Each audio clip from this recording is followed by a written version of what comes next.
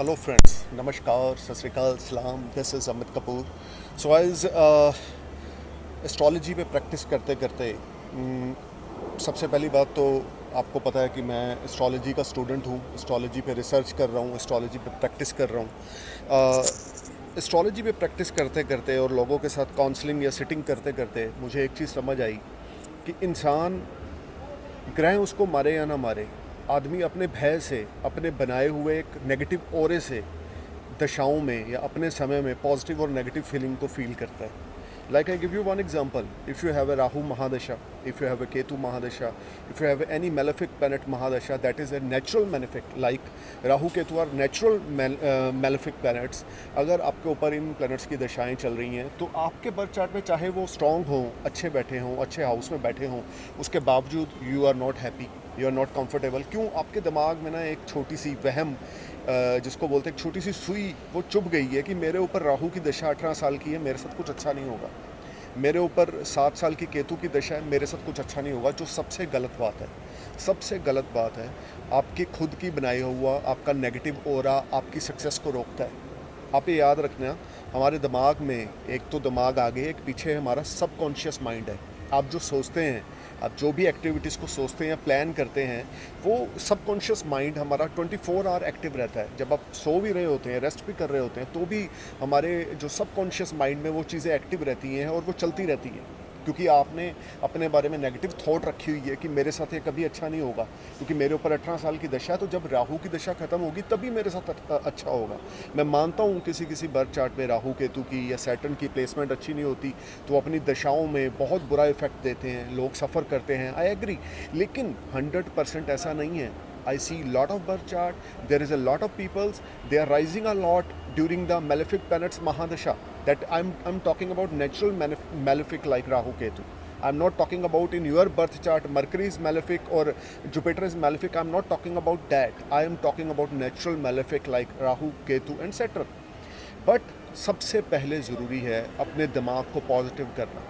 आज मैं आपको मेलेफिक प्लैनेट में से राहु के बारे में कुछ बताने जा रहा हूँ कि अगर आपके बर्थ चार्ट में फर्स्ट हाउस, फिफ्थ हाउस या नाइन्थ हाउस यानी त्रिकोण भाव में अगर राहु प्लेस्ड है तो ये आपके लिए क्या अच्छा करेगा।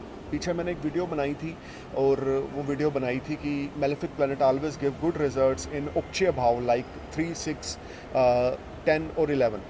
जो उपचय भाव हैं उसमें राहु केतु शनि अच्छा रिजल्ट देते हैं, जो आप लोगों ने देखी। और मुझे बहुत से फ़ोन कॉल आए, मुझे बहुत सी अप्रिसिएशन मिली आप लोगों से कि हाँ, उस वीडियो में आपको मेलेफिक प्लैनेट्स के बारे में पता लगा। तो आज मैं आपको बताने जा रहा हूँ स्पेशली राहु के बारे में।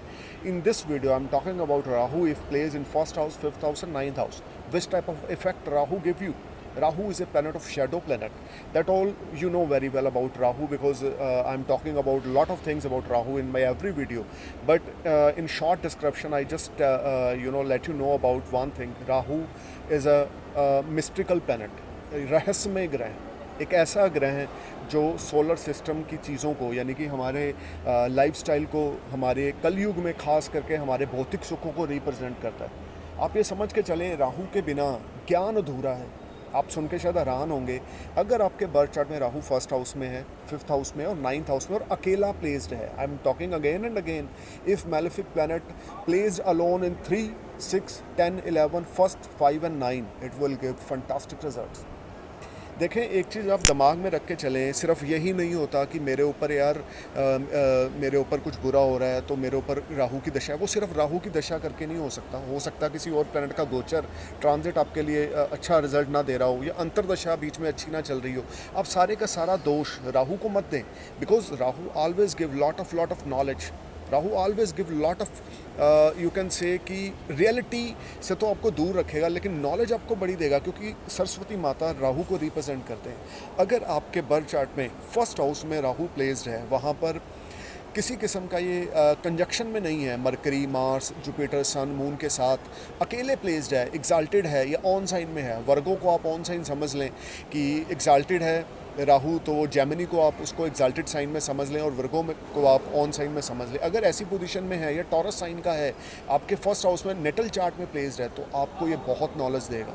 अपनी दशा अंतरदशा में ये आपको ज्ञान से जोड़ेगा। मैंने देखा है बहुत सारे लोग मुझे कॉल करते हैं, उनको एक अंदर से they are keen to know about planetary position, they are keen to know about astrology, because Rahu and Ketu are well placed.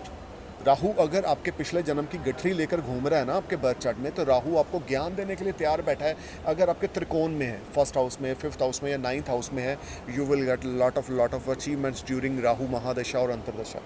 Rahu will give you lot of knowledge, wisdom, you can say. Rahu represent your internal knowledge। आपको ऐसी चीज़ों से राहु रूबरू करवाएगा जो आपने कभी सोची नहीं होगी। अगर आपके फिफ्थ हाउस में राहु प्लेस्ड है, यहाँ पर आपको एजुकेशन में थोड़ी दिक्कत ज़रूर होगी, लेकिन नॉलेज के मामले में यहाँ पर भी साक्षात सरस्वती का वरदान। त्रिकोण भाव में, मैं दोबारा रिपीट कर रहा हूँ, फर्स्ट, फिफ्थ और नाइन्थ में if Rahu placed in alone, not in conjunction, it will give fantastic results. A native will get lot of success during Rahu महादशा। आपके नाइन्थ हाउस में राहु है, आपके भाग्य के घर में है, आपकी लाइफ में राइजिंग थोड़ा सा ऊपर नीचे चलेगी, लेकिन आपको कामयाबी बहुत मिलेगी क्योंकि राहु आपके नाइन्थ हाउस में है। एट द एंड जाते जाते वो आपको ज्ञान देकर जाएगा बहुत ज़्यादा, जो आप बहुत ज़्यादा लाइफ में तरक्की करेंगे क्योंकि राहु आपके नाइन्थ हाउस में है। सो गाइस, कभी भी मेलेफिक प्लैनेट्स को लेकर अपना ऑरा मत नेगेटिव करो। हम लोगों में प्रॉब्लम क्या है, आपने किसी के साथ काउंसलिंग करी, चाहे फ़ोन पे करी, चाहे सिटिंग करी, एस्ट्रोलॉजी की कंसल्टेंसी ली, उन्होंने बोला यार तुम्हारे ऊपर ना केतु की दशा है। आप सुन के ही हैरान और परेशान हो जाते हो, यार मेरे ऊपर केतु की दशा है, ओ माय गॉड, ये तो मेरे लिए बड़ा बुरा करेगा। ऐसा नहीं है, ऐसा नहीं है। हर एक समय, हर एक मेलेफिक प्लैनेट कभी भी बुरा इफ़ेक्ट नहीं देते। वो तभी देते हैं जब आप अपना ऑरा भी नेगेटिव कर लेते हैं और आपके बर्थ चार्ट में वो डेबिलिटेटेड होते हैं, तो जाकर आपको नेगेटिव रिजल्ट्स देते हैं। अगर नीच के हों या अपने एनिमी साइन में हों या किसी कंजक्शन में हो, लाइक राहु सन का फर्स्ट हाउस में कंजक्शन हो जाए, मून सन का हो जाए, मार्स सन का हो जाए, मरकरी राहु का हो जाए, मार्स और राहु का हो जाए, तो यहाँ पर राहु जो है अपना रिजल्ट नहीं दे पाता। जुपिटर राहु का कंजक्शन हो जाए, ना जुपिटर रिजल्ट दे पाएगा ना राहु दे पाएगा, ठीक है ना। एक एग्जांपल है, जब भी हम एक कमरे में दो दोस्त बैठे हैं, ठीक है ना, दोनों दोस्त आपस में डिस्कस कर रहे हैं, वो चाहे दोस्त हैं वो चाहे दुश्मन है, लेकिन ना मैं आपकी सुन रहा हूँ ना आप मेरी सुन रहे हैं, तो दोनों इफेक्टलेस हो जाते हैं। उसी तरीके से जब राहु के साथ किसी भी प्लैनेट का कंजक्शन हो जाए, खास करके मेलेफिक प्लैनेट का, राहु का अगर सैटर्न के साथ कंजक्शन है, इट्स नॉट बैड। राहु का अगर वीनस के साथ कंजक्शन है तो भी आपकी नॉलेज के लिए बुरा नहीं, लेकिन फिर भी आपकी पर्सनल लाइफ पे ये इफेक्टेड है। सो राहु अगर त्रिकोण भाव में फर्स्ट, फिफ्थ और नाइन्थ हाउस में अलोन प्लेस्ड है, it will give fantastic results. I am repeating you again and again, Rahu is one of the wonderful planet in this कलयुग, and it will give lot of knowledge, lot of gains, lot of wisdom and a lot of success if that plays in alone in your birth chart, in your first house, fifth house or ninth house. So guys, you should analyze your birth chart nearest to your astrologer. You need to know which type of Rahu placement in your birth chart, where Rahu plays. Is there any conjunction in your birth chart with Rahu, or Rahu is alone plays in your first house, fifth house or ninth house? If Rahu plays alone in your first, fifth or ninth and you have 18 years of Rahu Mahadasha, believe me, you will get lot of knowledge, and you should start worship of goddess Saraswati Mata, and it will give you the fantastic results, because Rahu का जो directly concern है वो सरस्वती माता के साथ है। राहु का जो डायरेक्टली कंसर्न है वो आपकी लैंग्वेज के साथ भी है, आप जो वर्ड्स यूज़ करते हैं उसके साथ भी है, आपके खाने पीने के साथ भी है।